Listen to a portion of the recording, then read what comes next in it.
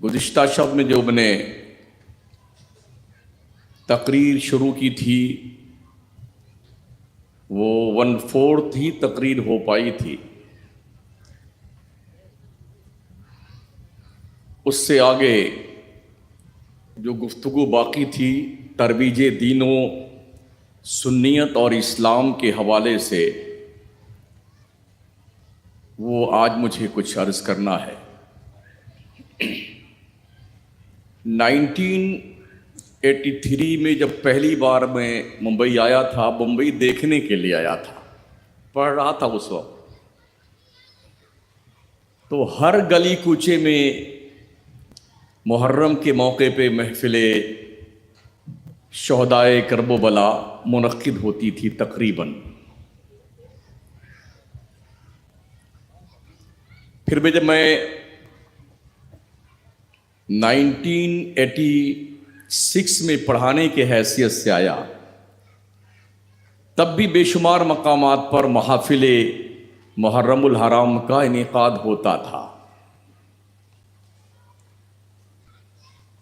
اور ہر خطیب کا اپنا ایک سسٹم تھا کہ اسے 11 دن تقریر کرنا ہے، اور 11 دن کی تقریریں بھی ان کی فکس ہوتی تھیں کہ مجھے یہی بولنا ہے. نتیجہ یہ ہوا کہ گزشتہ 50 سال کے اندر جو ہماری تقریر کا مقصد تھا قوم کی اصلاح، وہ مفقود ہو کے رہ گیا. ہم نے یہ تو جانا کہ شربت بنانا چاہیے، ہماری قوم کو یہ پتہ چلا کہ نیاز کرنا چاہیے، ہماری قوم نے یہ تو یاد رکھا ہے کہ اب چاند رات محرم کی آنے والی ہے، ہماری قوم نے یہ تو یاد رکھا کہ ڈھول بجانا چاہیے، تعزیے نکالنے چاہیے. اب بھی کچھ ظالموں نے اپنے اپنے گاؤں میں شبھ مانتے ہوئے ڈھول کے ذریعے سے نئے سال کا آغاز کیا ہے. یہ المیہ رہا ہے ہماری جماعت کا. کچھ دوستان محترم نے یہ کہا کہ بھئی اس بار مولانا شمس الدین قادری یہاں تقریر کر رہے ہیں تو بہت اچھی باتیں بتا رہے ہیں. مطلب میں نے ان کی خبر نہیں لی ہے، اس لیے بڑا اچھا لگتا ہے. آپ کو اتنا زیادہ خوش ہونے کی ضرورت نہیں ہے، جب ضرورت میں محسوس کروں گا اس وقت خبر لے لوں گا میں آپ کی. مجھے تو اپنی جماعت کی ہی فکر لگی ہوئی ہے. ہماری جماعت نے جو جوڑا پہن رکھا ہے نا، اتنا چھلنی ہو چکا ہے کہ کہاں کہاں اس میں ٹانکے لگائے جائیں کہ جوڑا پہننے کے لائق ہو جائے. یہ کنڈیشن ہماری ہے. تو گزشتہ 50 سال میں جو ہماری انرجی صرف ہوئی ہے وہ کچھ اس طرح رہی ہے کہ ہماری قوم نے کچھ نہیں سیکھا. آج کی تاریخ میں پورے ممبئی عظمیٰ میں آپ جائزہ لیں تو چند ایک محفلیں ہیں جو آج کی تاریخ میں موجود ہیں، بقیہ ساری محفلیں ختم ہو گئی. احساس ہے آپ کو ایسا کیوں ہوا؟ ایسا اس لیے ہوا کہ ہماری قوم نے اور ہمارے علماء نے مل کر کے باضابطہ طور پر علماء نے قوم کے ساتھ ظلم کیا اور قوم نے علماء کے ساتھ ظلم کیا.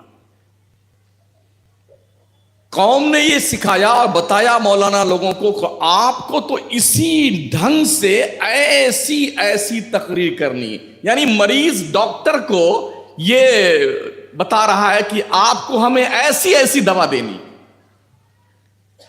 نتیجہ یہ ہوا کہ ڈاکٹر جب مریض کے حساب سے دوا دینے لگ گیا تو مریض بھی ختم ہو گیا اور ڈاکٹر کی دکانیں بھی بند ہو گئی. یہ بڑا تلخ تجربہ ہے، اور یقیناً گزشتہ 19 سال میں ہم نے اس بات کو بالکل ہی ختم کر کے بتایا ہے کہ وہ روایت جو ہوتی ہے نا تقریر کی، ہم نے وہ روایتی تقریر قطعی نہیں کی ہے عرب مسجد کے سامنے. یہی وجہ تھی جب حضرت علامہ مولانا منصور صاحب آخری بار وہاں خطاب کیے تھے تو صرف 35 آدمی تھے تقریر سننے والے. اس کے بعد جب سے میں نے 19 سال تقریر کی ہے، پھر اس کا رنگ آپ دیکھیں ہم نے تقریر کیسے کی. قوم کو کچھ دین کی سمجھ آنی چاہیے، قوم کو مذہب کی جانکاری ہونی چاہیے. ہم مسلمان ہیں تو کیا صرف نام کے مسلمان ہیں؟ مذہب کے پرتی ہمارا کیا کرتویہ بنتا ہے، ہماری ذمہ داری کیا بنتی ہے، ہمارا مذہب ہمیں کیا سبق دیتا ہے، ہمیں کس طرح سے زندگی گزارنی چاہیے، کبھی ہم نے اس کے بارے میں غور کیا؟ اسلام کے پیغمبر نے صرف 23 سال کے اندر مکہ کی 10 سالہ زندگی آپ چھوڑ دیں، جو ظلم و تشدد کے ذریعے سے دن اور رات ڈوبے ہوئے تھے، 13 سال کو جو مدینہ شریف میں حضور صلی اللہ علیہ وسلم نے گزارے نا، اس 13 سال کے اندر اسلام جیسا مذہب جو پہلی بار متعارف ہوا تھا دنیا کے نقشے پر، حجاز کی سرزمین پر، صرف 13 سال کی مدت میں 1,24,000 لوگ مصطفیٰ کا کلمہ پڑھ کر کے مسلمان کی حیثیت سے پہچانے گئے. یہ کون سا دور تھا؟ ظلم کا، تشدد کا، بدماشی کا، غنڈہ گردی کا، مار پیٹ کا. جیسے کوئی مسلمان بنتا ویسے لوگ اس کے پیچھے پڑ جاتے ہاتھ دھو کر کے. مارنا، پیٹنا، گلا باندھ کے پھانسی لگا دینا، الٹا لٹکا دینا، اور چٹائی میں لپیٹ دینا، اور مرچی سلگا کر کے ناکوں میں دھوئیں دینا. کیسے کیسے کر کے یہ پھر واپس پلٹ آئے اپنے مذہب کی طرف، جو ہمارا آبائی مذہب رہا ہے، جو مکہ کا کفر و شرک کا مذہب رہا ہے، اس طرف واپس پلٹ آئے.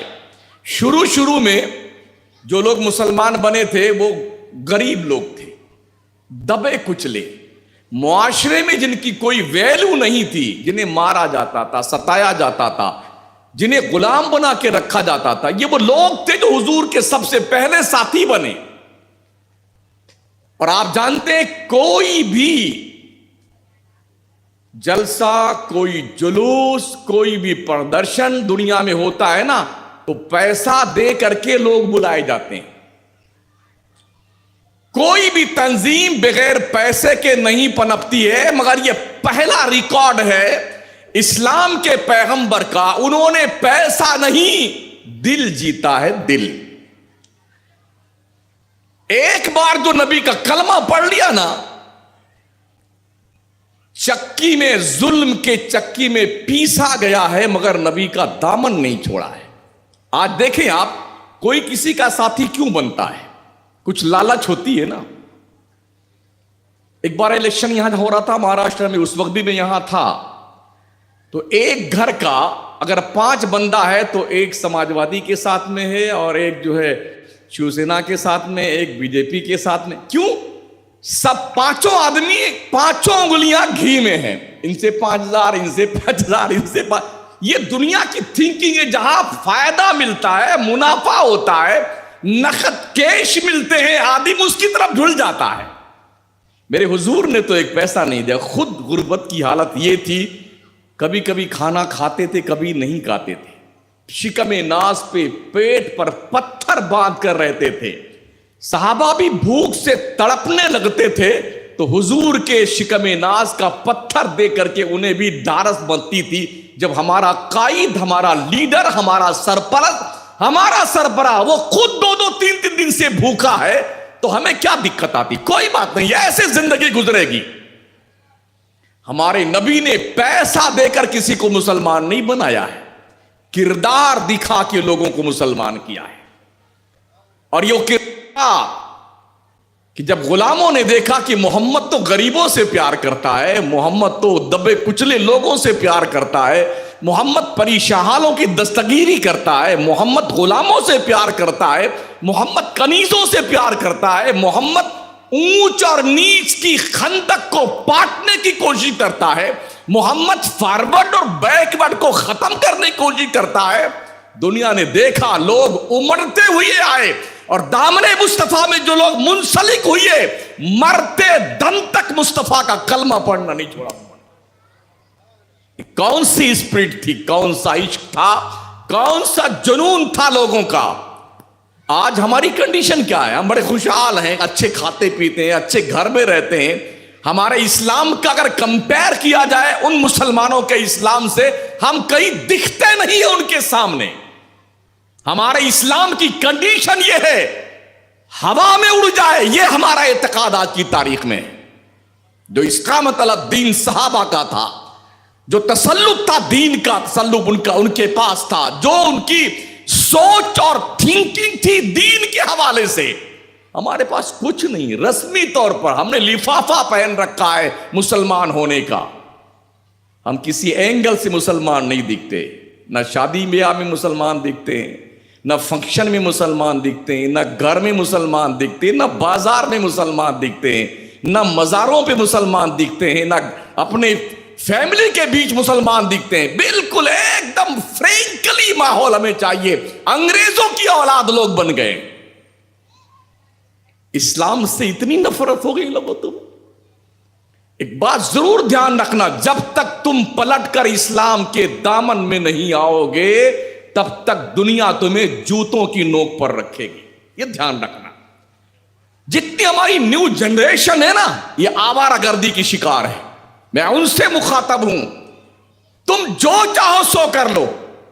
ایز اے مسلم اگر تمہارا تعارف ہے کہ تم مسلمان ہو, تمہارا نام مسلمانوں جیسا ہے, پھر بھی تمہیں دنیا جو ہے گھاس نہیں ڈالے گی, گھاس نہیں ڈالے گی. اس وقت تک جب تک تم کفر و ارتداد کی طرف پلٹ نہ جاؤ تب تک دنیا تم سے خوش نہیں ہوگی. مسلمان ہونے کی حیثیت سے ہماری ذمہ داری بنتی ہے. ہماری نبی نے اس اسلام کی کھیتی کو اپنے خون جگر سے سینچا ہے, خون جگر سے. ہمارے آقا صلی اللہ علیہ وسلم حرم محترم میں عبادت کرنے آتے تھے نا, گلے میں رسی کا پھندا ڈال کے اتنا زور سے کھینچا تھا ظالموں نے, ایسا لگا تھا دم گھٹ جائے گا. ہمارے نبی نے کسی کا کیا بگاڑا تھا یار؟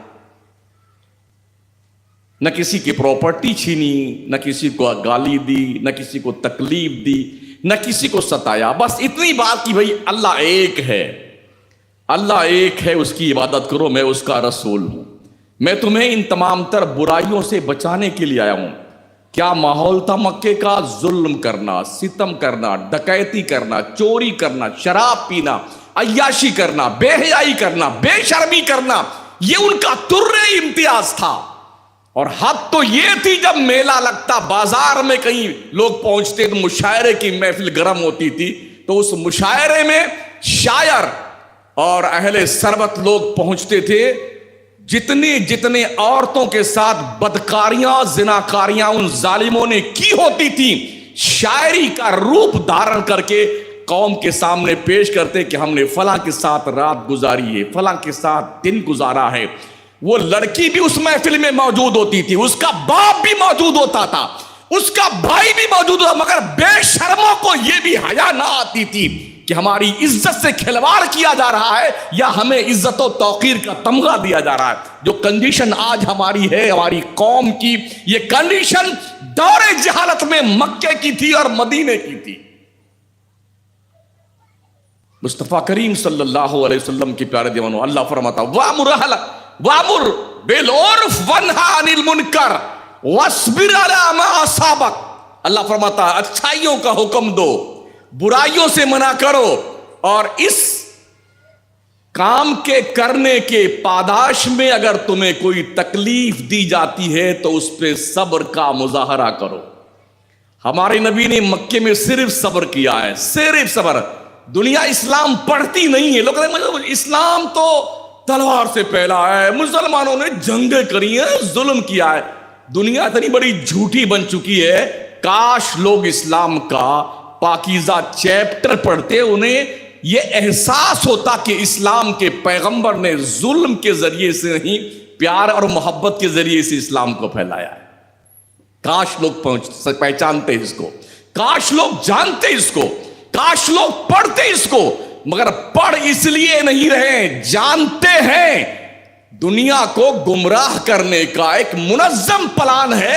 دنیا جانتی ہے جس وقت دنیا کا انسان پڑھ لکھ کر کے اس فن کے نقطۂ کمال پر پہنچے گا، اس کے باپ کو مسلمان ہونا پڑے گا۔ ہم نے اسلام کا انٹروڈکشن صحیح ڈھنگ سے دنیا کے سامنے پیش ہی نہیں کیا ہے۔ دنیا اسلام پڑھ پڑھ کر کے مسلمان ہو رہی ہے، ہماری تبلیغ سے نہیں ہے، ہمارے پرچار پرسار سے نہیں ہے۔ دنیا اسلام پڑھتی ہے، کمپیر کرتی ہے، تقابلی جائزہ لیتی ہے، پھر دنیا مسلمان ہو رہی ہے۔ یورپ کا انگریز، پڑھے لکھے لوگ مسلمان ہو رہے ہیں، بڑھاپے میں روتے روتے آتے ہیں علماء کے پاس، اماموں کے پاس، اور توبہ کرتے ہیں گناہوں سے۔ انہیں پتا ہے سکون اللہ نے گناہوں میں نہیں رکھا ہے، برائیوں میں نہیں رکھا ہے، عیش پرستی میں نہیں رکھا ہے۔ سکون تو اسلام دیتا ہے ذکر الہی کی بنیاد پر۔ مسلمان بن جاؤ، سکون مل جائے گا۔ اب آپ کہیں گے ہم تو مسلمان ہیں، ہمیں سکون کیوں نہیں ہے؟ تو ذرا آپ اپنا جائزہ لے لیں، آپ مسلمان ہیں بھی کہ نہیں؟ اپنا سروے کر لیں، آپ کو سکون کیوں نہیں ہے نا؟ کبھی رات کی تنہائی میں اپنے گھر میں بیٹھ کے سوچے آپ کی کیٹیگری کیا ہے اسلام کی، آپ کس درجے کے مسلمان ہیں، کس حیثیت کے مسلمان آپ ہیں۔ کل کی صبح بمبئی کے 2 بڑے شہروں میں جانا ہوا۔ آپ کہیں گے بمبئی سے بڑا شہر کون ہے؟ بمبئی شہر کے 2 بڑے شہر جو بمبئی سے بڑے ہیں، ایک چھوٹا قبرستان ناریل واڑی کا ہے، ایک بڑا قبرستان ناریل واڑی کا ہے۔ ان دونوں بڑے شہر خاموشا میں کل صبح میں گیا۔ کچھ دوستوں کا انتقال ہو گیا تھا گزشتہ اسی پیریڈ میں، کرونا کے حالات میں، تو ان کی قبروں پہ فاتحہ پڑھنے جانا ہوا تھا۔ قبریں تو عبرت کا مقام ہوتی ہیں نا۔ قبرستان ہمارے لیے سوچنے کی جگہ ہے کہ یار ہم سب کو مر کر یہیں آنا ہے۔ جتنی آبادی موجودہ بمبئی کی ہے نا، اس سے کئی گنا زیادہ مر کر کے قبروں میں سڑ گئے، مٹیاں کھا گئی انہیں، اس سے کئی زیادہ۔ اور ہر گھر کا سروے کیجئے، زندہ تو کم ہے گھر میں، اس کی فیملی کے اکثر لوگ قبرستان میں جا چکے ہیں۔ اس قبرستان میں باضابطہ طور پر ہم نے دیکھا شراب پینے والوں، جوا کھیلتے دیکھا ہے، سٹے لگاتے دیکھا ہے۔ کیا قبرستان بھی تمہیں اس بات کا احساس دلانے میں سکچم نہیں ہے کہ ظالم تیری آخری آرام گاہ ہے، تو یہاں بھی بیٹھ کر کے جوئے اور سٹے کے اڈے پہ بیٹھ کر کے لوگوں کو اور یہ سارا کھیل کر رہا ہے، تجھے حیا نہیں آتی؟ اس قبرستان میں کتنے مردے سڑ گئے، مٹی کھا گئی، ان کی باڈی ڈیکمپوز ہو گئی، یہ تجھے عبرت کا نشان نہیں لگتا؟ کہاں ہیں آپ؟ جس گلی سے گزری ہماری قوم کی نیو جنریشن ایسی آوارہ گردی کا شکار ہے، ایسی آوارہ گردی کا شکار ہے، تم یہ توقع رکھتے ہو کہ مستقبل میں تمہیں بہت اچھے دن دیکھنے کو ملنے والے ہیں؟ اگر تم نے اس موجودہ جنریشن کی خبر نہ لی تو تمہاری یہ موجودہ نسلیں نا تمہاری قبریں کھودنے کے لیے تیار ہیں۔ آپ شعلے جوالا کے دہانے پہ بیٹھے ہوئے ہیں، اپنے بچیوں کی، اپنے بچوں کی خبر لو، یہ کس ڈگر پہ چلتے ہوئے جا رہے ہیں۔ کاش انہیں احساس ہوتا ایک مسلم قوم کے فرد کی ذمہ داری کیا ہوتی ہے۔ میں نے دیکھا بہت سارے داداؤں کی بھی مزار بن گئے، دادا لوگوں کے مزار، کچھ کیا سفید سنگ مرمر لگایا ہے مکرانے کا،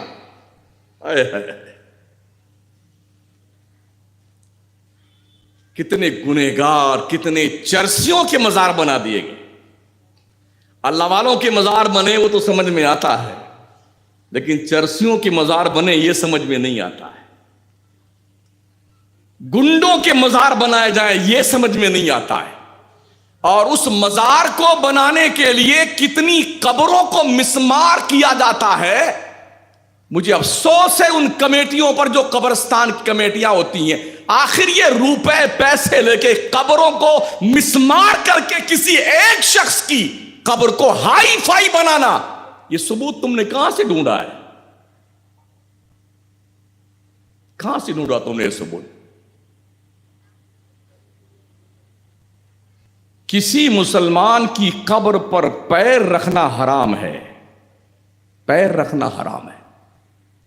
اور یہ بیٹے موت سے کئی قبروں کو مسمار کر کے گنبد بنا لیا ہے، جالیاں لگا لی ہیں، وہیں بیٹھ کے سٹے کھیلتے ہیں، جوئے کھیلتے ہیں، قبریں نیچے ہیں۔ ایک صاحب کی قبر بہت ہائی فائی بنی ہوئی ہے اور جالیوں سجا دیا ہے۔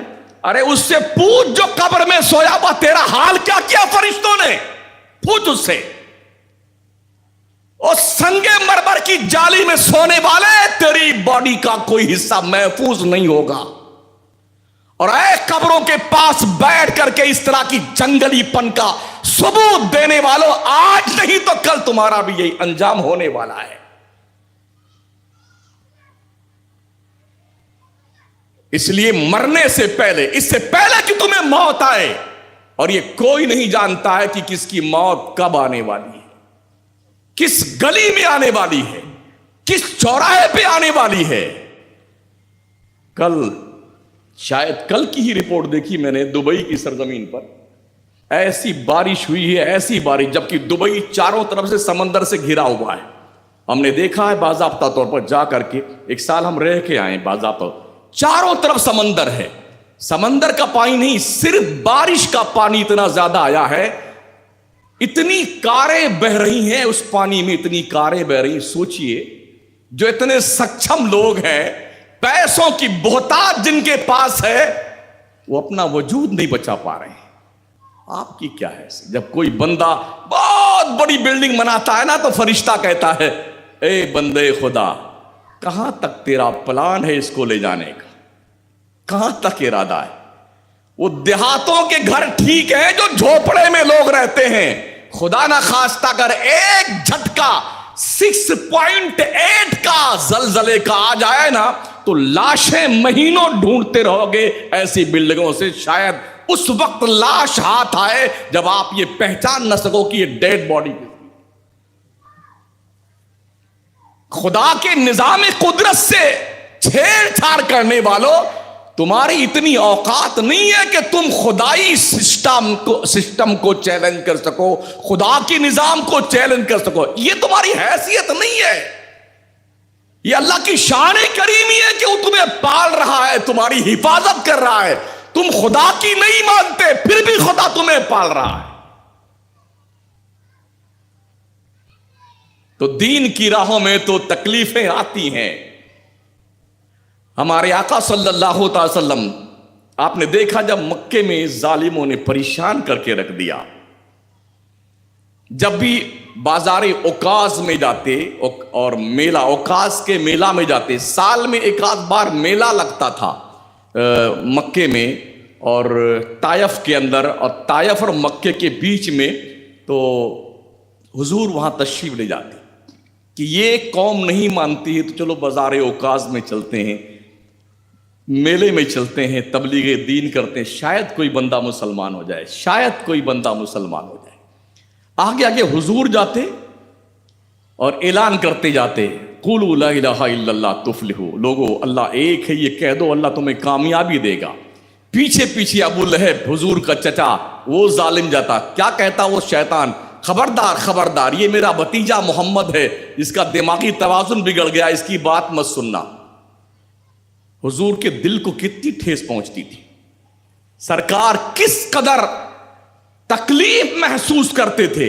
آگے آگے حضور بیان فرماتے، پیچھے پیچھے ظالم ان کی تردید کرتا جاتا تھا۔ یہ بھی دن آئے تھے کہ باضابطہ اونٹ کی اوجھڑی حضور کے پشت ناز پہ لا کے رکھ دی گئی۔ سیدہ فاطمہ زہرا رضی اللہ تعالیٰ عنہا وہ آئیں حرم کعبہ میں، اور انہوں نے اوجھڑی کو ہٹانے کی کوشش کی کچھ لوگوں کی مدد سے، اور بد دعا کرنا چاہا تھا۔ میرے مصطفیٰ نے اپنی انگشت مبارک فاطمہ کے ہونٹ پہ رکھ دیا، بیٹی ہم بد دعا نہیں کرتے۔ نبی اگر بد دعا کریں نا، نبیوں کی بد دعا ذرا دیکھ لیجیے، حضرت لوط نے بد دعا کی تھی تو اللہ نے ان کی قوم پر پتھروں کی بارش کر کے پوری قوم کو مار ڈالا تھا. پڑھ لیجئے قرآن، سورہ لوط پڑھیے نا. پوری قوم کو پتھر کی بارش کر کے مارا گیا ہے. یہاں تک کہ ایک بندہ مکہ میں تجارت کرنے آیا تھا اور وہ حدود حرم میں تھا، جو اس کے نام کا پتھر آیا تھا خدا سے، لوط قوم کی آبادی سے وہ پتھر اڑتا ہوا حرم محترم کے باہر انتظار میں تھا. اس ٹریک پر، جس ٹریک سے نکل کر کے اس بندے کو اپنے آبادی میں جانا تھا، جیسے ہی حرم سے باہر نکلا اس پتھر نے وہیں مارا اور اس کی زندگی کا قصہ تمام کر دیا. ہسٹری پڑھی نبیوں کی. جب جب نبیوں کو ستایا گیا اور انہیں بددعا کے لیے جملے استعمال کیے نا، نبیوں کی بددعا اللہ رائے گا نہیں فرماتا.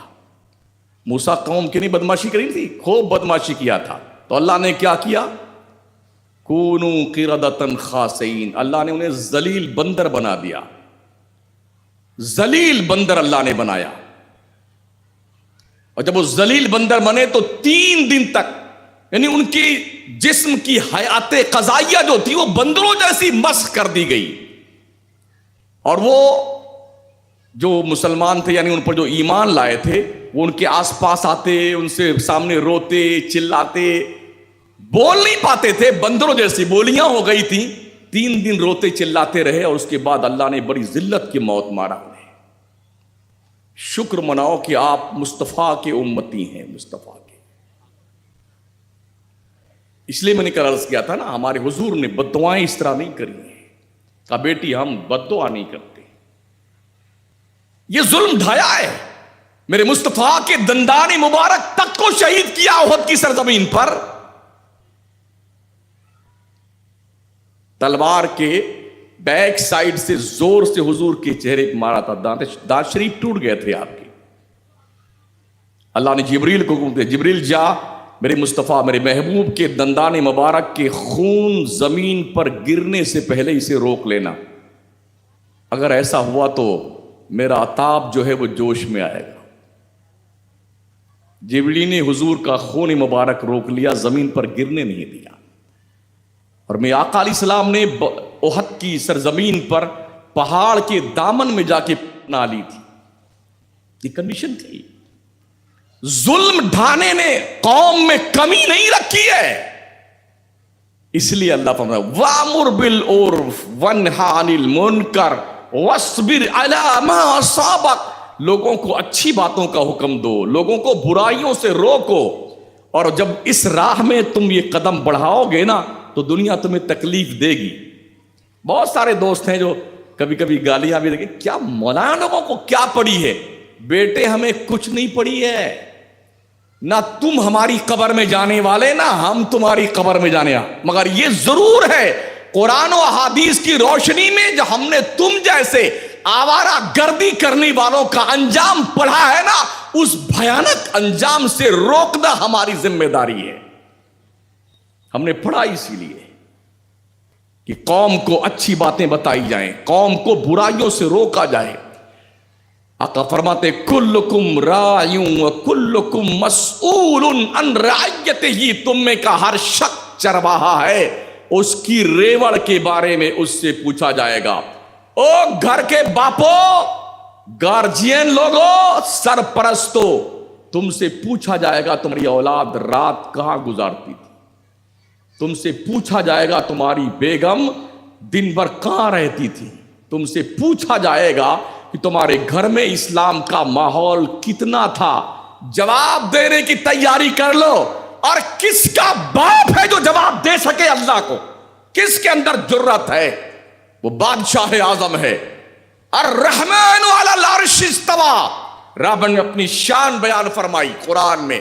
رحمان وہ ہے جو حشر کے میدان میں کرسی عدالت پر استوا فرمائے گا جیسا کہ اس کی شان کے لائق ہے. اور پھر اللہ فرمائے گا لمن الملک اليوم. او دنیا میں غرانے والو، بڑی بڑی بلڈنگوں پہ اترانے والو، پیسوں کی بہتات پہ غرہ کرنے والو، گاڑیاں مرسڈیز لے کے گھومنے والوں اور اللہ کو بھولنے والوں اور یہ کہنے والوں میرا یہ علاقہ ہے، یہ میری کالونی ہے، میں اس کا باس ہوں، میں بادشاہ ہوں، اللہ فرمائے لمن الملک اليوم، بولو کس کی بادشاہت ہے آج، کس کی؟ نبی فرماتے ہیں کہ کسی کی جرت نہ ہوگی کہ وہ چوں کر سکے، کسی کی ہمت نہ ہوگی کہ وہ اللہ کو جواب دے سکے۔ جب اللہ دیکھے گا کہ کسی کا جواب نہیں آتا ہے تو خود ہی فرمائے گا للہ الواحد القہار، اے اہل بشر سنو آج کس کی بادشاہت ہے، اس اللہ کی بادشاہت ہے جو قہار ہے، جو واحد ہے، جو یکتا ہے۔ پتا ہے آپ کو خدا کے اس غضب کو سرد کرنے والی ذات کا نام کیا ہے؟ محمد مصطفیٰ۔ آدم سے لے کے عیسیٰ علیہ السلام تک سارے انبیاء رب نفسی نفسی نفسی، اٹھائیے نا سہائے ستہ، یا رب نفسی نفسی نفسی، ہائے میری جان، ہائے میری جان بچ جائے، ہائے میری جان بچ جائے۔ ایک ہی چہرہ ہوگا جو مسکراتا ہوا آئے گا، وہ آمینہ کے لال ہوں گے، ہمارے آقا ہوں گے۔ اس لیے او چڈی کمپنی کے لوگوں رشتے غلامی بنا لو مصطفیٰ سے، اس لیے کہ اس مصطفیٰ کی جہاں بھی چلتی ہے وہاں بھی ان کی ہی چلتی ہے۔ امام اہل سنت سرکار اعلی حضرت نے جبھی تو فرمایا نا، لو وہ آئے مسکراتے ہم اسیروں کی طرف، خرمنے اسیاں پہ اب بجلی گراتے جائیں گے، خاک ہو جائیں عدو چل کر مگر ہم تو رضا، دم میں جب تک دم ہے ذکر ان کا سناتے جائیں گے۔ نعرے تکبیر، نعرے رسالت، مسلک اعلی حضرات، ذکر شہدائے کربلا حضرت علامہ مفتی شمس الدین صاحب قبلہ، نعرے تکبیر، نعرے رسالت۔ حضور مسکراتے بھی حشر کے میدان میں آئے، اور جب امت ٹوٹ کے چلے گی نبی کی طرف، میرے آقا کیا فرمائیں گے؟ انا لہا انا لہا، یہ حدیث کے الفاظ ہیں سہائے ستہ کے۔ سب کہیں گے سرکار سب کے پاس جا کے آ گئے، کوئی سنتا نہیں ہے، میرے مصطفیٰ فرمائیں گے آؤ آؤ میں ہی سنوں گا، میں ہی سنوں گا۔ کس کی سنیں گے؟ جو ان کی آج سنتا ہے اس کی سنیں گے، اس کی سنیں گے جس کی غلامی کا رشتہ مصطفیٰ سے مضبوط تر ہے، اس کی سنیں گے جس کا دل عشق مصطفیٰ سے معمور ہے۔ جلال و الفت کا چراغ اپنے نبی کا اپنے دل میں، اپنی نظروں میں آقا کی شریعت کا پہرا بٹھا لو، قدموں میں شریعت کی بیڑیاں ڈال لو، ہاتھوں میں شریعت کی ہتھکڑیاں پہن لو۔ لوگوں ہم نے ان کو بھی برتے دیکھا ہے جو بہت ہی ٹیسٹ کروانے کے بعد کھانا کھاتے تھے، جو لوگ میڈیکل معائنہ ہو جانے کے بعد 10 مرتبہ تب وہ کھانا کھاتے تھے، تب وہ پانی پیتے تھے، مگر موت نے ان کو بھی نہیں چھوڑا۔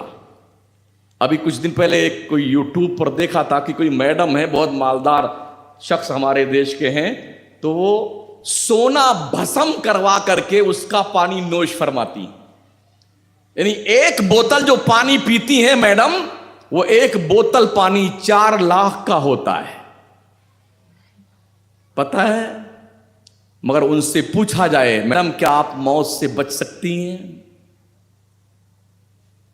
کیا کسی کی دولت اسے موت سے بچا سکتی ہے؟ یہ بلڈنگیں بنانے والے بلڈر، ان کا باپ ان کو نہیں بچا پاتا ہے تو رہنے والے کیسے بچ پائیں؟ اب تک کوئی بچا نہیں ہے موت کے آخری چنگل سے، اور نہ قیامت تک کوئی بچنے والا ہے۔ اس لیے سونے والے رب کو سجدہ کر کے سو، کیا خبر اٹھے نہ اٹھے صبح کو۔ جس سے پوچھو مسلمان ہو، ہاں بالکل بالکل 100% مسلمان۔ ڈاکٹر اقبال کہتے ہیں چومی گویم مسلمانم بلرزم، جب میں کہتا ہوں کہ میں مسلمان ہوں نا میرا جسم کانپنے لگتا ہے،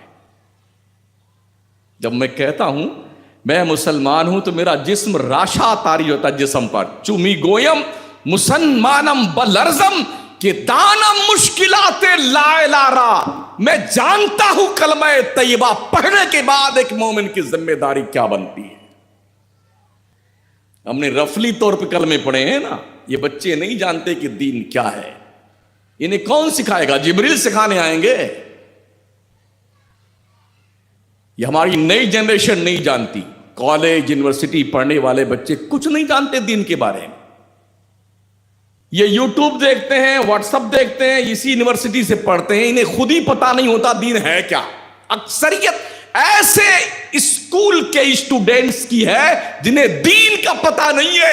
یہی وجہ ہے کہ ایسے لوگ ہی آگے چل کے سلمان رشدی بن جاتے ہیں, تسلیمہ نسرین بن جاتی ہیں, عبد الکریم چھاگلا بن جاتا, جنے کون کون سے بن جاتے ہیں جو ہمارے دین پر ہی اٹیک کرنے والے. دین پڑھیے. دین پڑھنے سے آتا ہے, سیکھنے سے آتا ہے. سمجھ رہے ہیں؟ اپنے مذہب کو سیکھیے. صرف یہی ذمہ داری آپ کی نہیں ہے باپوں اور ماؤں کہ اولاد پیدا ہو گئی, کھلا پلا کے اچھے اچھے کپڑے پہنا کر کے کیا بڑھیا جوڑا لایا اپنے بیٹے کے لیے, بیٹی کے لیے, عید کے دن, شادی میں, فنکشن میں جانے کے لیے. جوڑا لانے سے پہلے یہ سوچ لے کہ ایسا جوڑا مت لانا کہ جس جوڑا کو پہننے کے بعد تیری بیٹی آوارہ لگے. جملے سخت ہیں, تھوڑا برداشت کر لیجئے گا. یہ دل کی بھڑاس ہے جو رات دن دیکھنے کو ملتی ہے. ہم بھی چلتے رہتے ہیں, ٹرینوں میں چلتے ہیں, فلائٹ میں چلتے ہیں. مسلم بچیاں, غیر مسلم بچیاں جو اسکولوں اور کالجوں میں پڑھتی ہیں, اکثریت ان کی ایسی ہوتی ہے انہیں کچھ پتا نہیں ہوتا ہے کہ مذہب کیا ہے. ڈونٹ ویری, کوئی پرابلم نہیں, ہم آزاد ہیں, آزاد. اس آزادی کا نتیجہ یہ نکلا ہے کہ قوموں کے سر اتنا جھک گئے ہیں اپنی اولادوں سے کہ کچھ وہ آنکھوں سے دیکھتے ہوئے شرماتے ہیں. ہم نے ایسے باپوں کو بھی دیکھا ہے. قدموں کے بہک جانے کے بعد جب وہ مولانا لوگوں کے پاس پہنچتے ہیں تو دھاڑے مار کے روتے ہیں, حضرت کوئی پلیتا دے دیجئے. مسٹر, پلیتا تو لگ چکا, زندگی کو پلیتا لگ گیا, اب کیا پلیتا کام کرنے والا ہے؟ تعویذوں سے کوئی زندگی بنتی ہے؟ کاش تم نے اپنے گھر کا ماحول اسلامی ماحول بنایا ہوتا.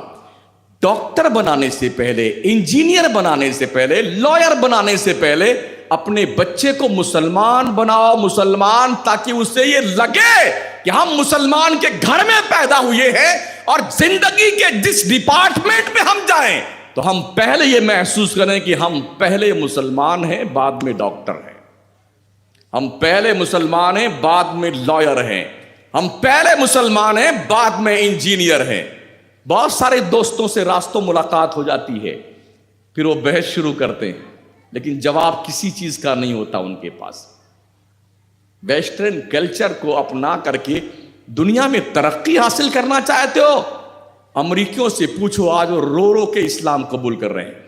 یورپ کے لوگوں سے پوچھو, یو ایس کے لوگوں سے پوچھو. ہمارے کئی احباب ساتھی لوگ ہیں جو وہاں پر نماز پڑھاتے ہیں, امامت کرتے ہیں, لیکچرر ہیں, پروفیسر کالج میں, وہ آ کر کے روتے ان کے پاس کہ مجھے اسلام کا کلمہ پڑھاؤ, سکون آ جائے دل کو. رب نے گناہوں میں سکون نہیں رکھا ہے, جرائم میں سکون نہیں رکھا ہے, عیاشیوں میں سکون نہیں رکھا ہے. ایک دن تو آئے گا بندے تجھے سوائے رونے کے اور کچھ ہاتھ نہیں آئے گا. اور ان کی زندگیاں دیکھ لو. جس راستے سے پیدل ہی آتا ہوں نا میں مسجد سے, چھوٹا سونا پور کی مسجد سے, شکلا جی اسٹریٹ ہوتے ہوئے ادھر مہدی مسجد کے پاس, پھر ادھر مڑ کر کے پھر ادھر آتا ہوں. ایک ایسا علاقہ بھی آتا ہے بدنام زمانہ. یاد رکھیں ان کی زندگیاں آج قابل رحم حالت میں. نہ وہ گھر جا سکتی ہیں اپنے, نہ اپنے قوم میں جا سکتی ہیں, برادری میں, نہ کسی معزز ماحول میں کھڑی ہو سکتی ہیں وہ عورتیں, نہ کوئی عزت ان کی ہے. عزت چاہتے ہو؟ آؤ, اسلام نے عزت دی ہے. بیٹیوں کو عزت اتنی دی ہے مصطفیٰ نے کسی کے گھر میں بیٹی پیدا ہو جائے، میرے آقا فرماتے ہیں اگر کوئی مسلمان، کوئی باپ اپنی بیٹی کی پیدائش پر غم نہ منائے، خوش ہو، اللہ کی رحمت کے ملنے پہ عزت سے تعلیم و تربیت کرے، خوشی سے شادی کر کے رخصت کر دے، میرا نبی فرماتا ہے ایسا باپ اور ایسی ماں میرے ساتھ جنت میں رہیں گے۔ عزت اسلام نے دی ہے، ماؤں کو عزت دی ہے۔ حاجیوں، نمازیوں، قاضیوں، پیروں، مفتیوں، مولویوں، عالموں، سن لو، تمہاری جنت کعبہ کے سائے میں نہیں ہے۔ میرا نبی فرماتا ہے الجنت تحت اقدام الامہات، تمہاری جنت تمہارے ماؤں کے قدموں کے نیچے ہے۔ یہ عزت کس نے دی ہے؟ ماؤں کو، عورتوں کو۔ جس عورت کو جینے کا حق دنیا نہیں دیتی تھی، اس عورت کو جینے کا حق مصطفیٰ نے دیا ہے۔ اس عورت کو جینے کا حق آمنہ کے لال نے دیا ہے۔ کیچڑ سے نکال کے عورت کو مصطفیٰ نے اوج ثریا پہ پہنچا دیا ہے۔ اس لیے او لڑکیوں، ماؤں، بہنوں، بچیوں، کان کھول کے سن لو، تمہیں تو دنیا تمہاری زندگی کا ادھیکار چھین چکی تھی۔ ہر مذہب کا ماننے والا تمہیں جینے کا حق نہیں دیتا تھا، آمنہ کے لال نے تمہیں یہ حق دیا، تو کیا تمہارا یہ حق نہیں بنتا ہے کہ اس نے اپنی بیٹی کو کس طرح سے سنوارا، بنایا؟ ایک بار آقا نے پوچھا تھا بیٹی فاطمہ یہ بتا ایک عورت کی سب سے قیمتی، سب سے خوبصورت، سب سے امپورٹنٹ خوبی کیا ہے؟ سیدہ فاطمہ زہرا عرض کرتی ہیں ابا حضور، ایک عورت کی سب سے خوبصورتی، سب سے قیمتی کردار، سب سے امپورٹنٹ عادت یہ ہے نہ وہ کسی غیر محرم مرد کو دیکھے، نہ کوئی غیر محرم مرد اسے دیکھے۔ ہے کہاں؟ مال میں، ٹرین میں، بس میں، گلی میں، کوچے میں، سبزی بازار میں، کپڑوں کی بازار میں، عورتیں پردے کا کوئی پتہ نہیں، دوپٹہ کہاں تشریف جاتا ہے، نقاب بھی ایسے بے نقاب کہ اللہ تیری پناہ، اللہ تیری پناہ۔ اس نقاب سے بہتر نقاب نہ پہنا جائے۔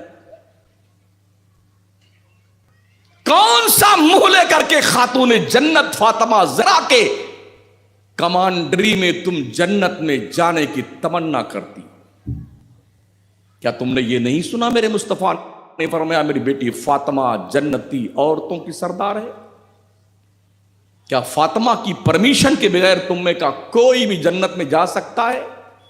کیا حسنین کے پرمیشن کے بغیر کوئی مرد جنت میں جا سکتا ہے؟ اگر انہوں نے پوچھ لیا حسنین نے جوانوں تم بتاؤ تم نے جوانی کیسے گزاری، اگر فاطمہ زہرا نے پوچھ لیا قوم کی بچیوں، ماؤں، بہنوں تم بتاؤ تم نے زندگی کے دن رات کیسے گزارے، کیا جواب آپ کے پاس میں ہے؟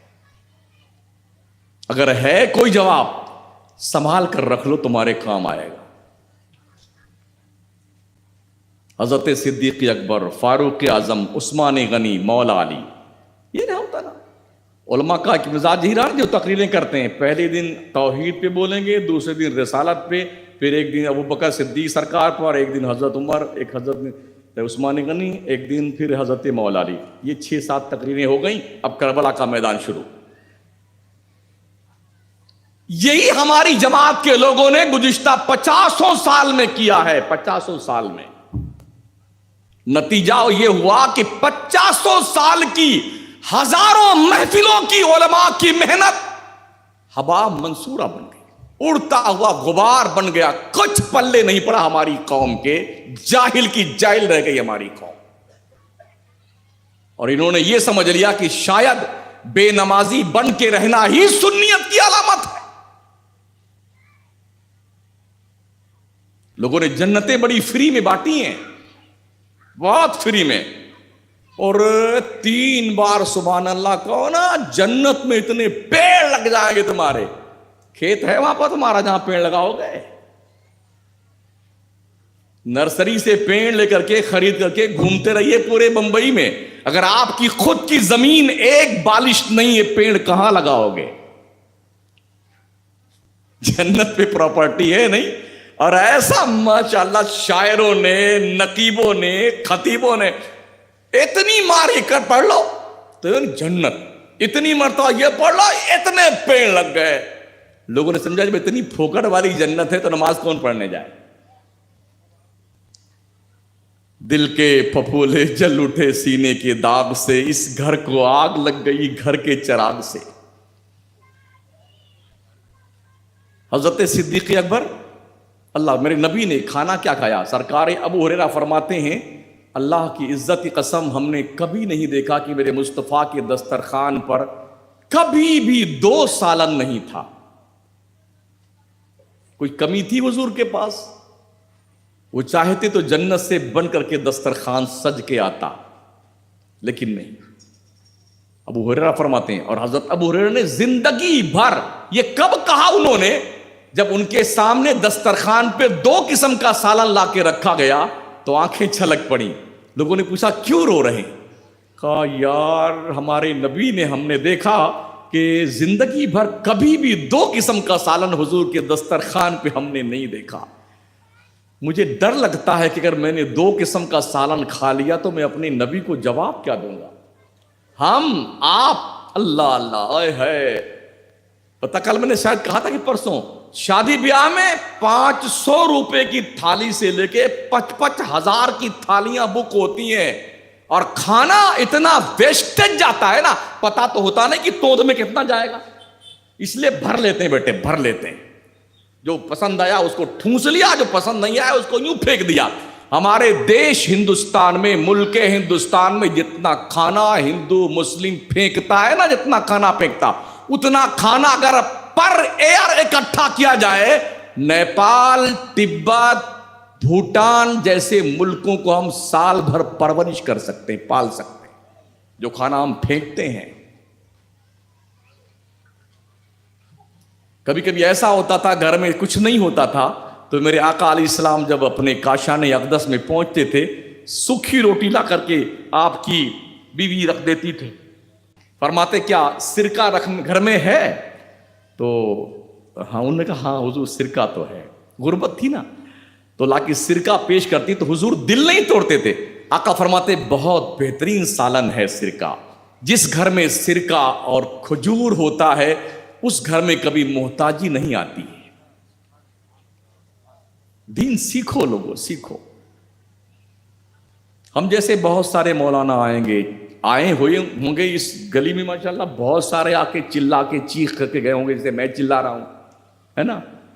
لیکن سمجھا کیا آپ نے؟ سیکھا کیا آپ نے؟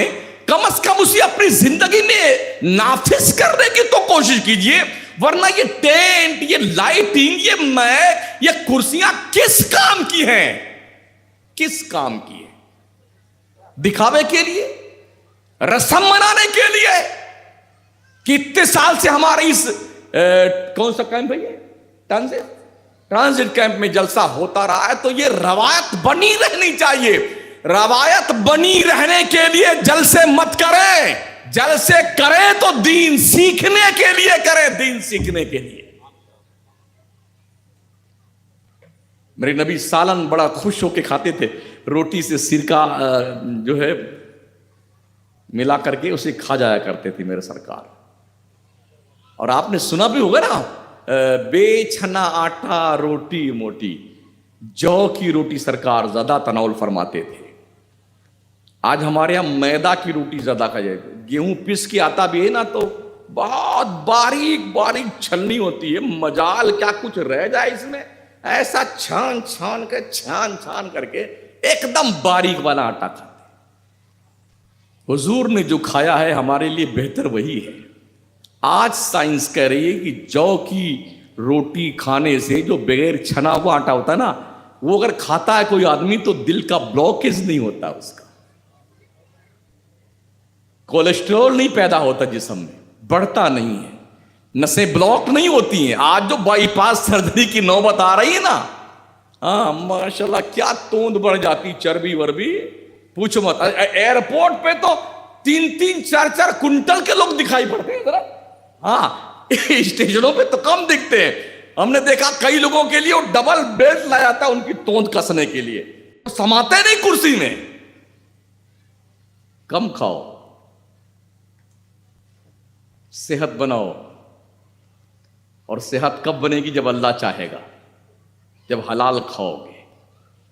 اگر حلال نہیں ملتا تو بھوکے رہ جاؤ یار. کوئی بھوک سے مرتا ورتا نہیں دنیا میں, سمجھ رہے ہیں؟ کوئی شخص بھوک سے نہیں مرتا ہے. مرے گا تو اپنی موت سے مرے گا, بھوک سے نہیں مرتا ہے انسان. کتنے ایسے لوگ ہیں جو فلائٹ کریش ہو جاتا ہے اور گر کے پھر بھی نہیں مرتے ہیں وہ. اور کتنے ایسے لوگ ہیں بڑی سیفٹی کے ساتھ. ابھی گزشتہ سال ہمارے دیش کے 3 کمانڈر, بپن راوت سمیت 3 کمانڈر اور کچھ اور شاید 8-10 لوگ بیٹھے ہوئے تھے. کتنا بہترین سسجت, بہت بڑھیا, بڑی سیفٹی کا ہیلی کاپٹر اڑایا گیا تھا نا دلی سے. کسی کا پتہ لگا؟ جب موت آتی ہے تو کسی کا سسجت ہیلی کاپٹر اسے سیف نہیں رکھ سکتا ہے. وہ ہیلی کاپٹر ہی اس کی قبر بن جاتا ہے. راکھ ملی تھی, راکھ, جسے اٹھا کر کے لوگ لے کے گئے تھے. ہم بچے ہوئے ہیں اپنی عقل مندی سے نہیں. رب نے جتنی زندگی دی ہے نا کوئی چھین نہیں سکتا ہے. اس لیے بے فکر ہو کے زندگی جیا کیجئے. اگر ڈر پیدا کرے دل میں تو صرف اپنے رب کا ڈر پیدا کرے, اپنے خدا سے ڈریے. نماز کا وقت ہو جائے تو اللہ کی دہلیز پر پہنچ جاؤ اس کو منانے کے لیے. کھانا کھانے کا وقت آئے تو یہ سوچ لو پہلے یہ لقمہ حلال کا ہے کہ حرام کا ہے. پانی یا کچھ بھی پینے لگو تو یہ سوچ لو جو میں مشروب پینے جا رہا ہوں یہ حلال کا ہے کہ حرام کا ہے. کسی کا حق تو نہیں آپ کھا رہے ہیں, کسی کی ناجائز کمائی تو نہیں کھا رہے ہیں, کسی کا مال ہڑپ کر تو آپ نہیں کھا رہے ہیں. یہ احساس کر کے پھر سویا کیجیے, سمجھ رہے ہیں؟ اور جب پورا گھر سو جائے نا تو رات کے وقت تھوڑا وقت نکال لیا کیجیے اللہ کو منانے کے لیے. بمبئی کے لوگوں جلدی سو جایا کرو, جلدی نماز پڑھ لو, جلدی کھانا کھا لو. ہمارے راجستھان کا ایک اچھا معمول ہے, دوپہر میں 1 بجے تک لوگ کھانا کھا لیتے ہیں اور شام کو مغرب ہوتے ہی کھانا کھا لیتے ہیں. جب ہمارا بمبئی رات میں 11 بجے کھانا کھائے گا تو جلدی سو پائے گا؟ نہیں سو پاتا ہے. کھانا کھائیے جلدی سے اور پھر عشاء کی نماز پڑھی, آدھا گھنٹہ چہل قدمی کی جسے حکم دیا گیا, اس کے بعد آپ سو جائیے بستر پہ جا کر کے. دوستوں کی انجمن آباد کرنے والوں یاد رکھنا اس کا حساب بھگتان دینا پڑے گا. بس یہ چند گزارشات تھیں آج کی. اللہ ہمیں عمل کی توفیق بخشے. بقیہ پھر جو کچھ اللہ سمجھ عطا فرمائے گا وہ کل آپ کی گوشے گزار کرنے کی کوشش کروں گا. استغفر اللہ ربی من کل ذنب واتوب الیہ. لا الہ الا اللہ محمد رسول اللہ. والسلام علی من اتبع الہدی.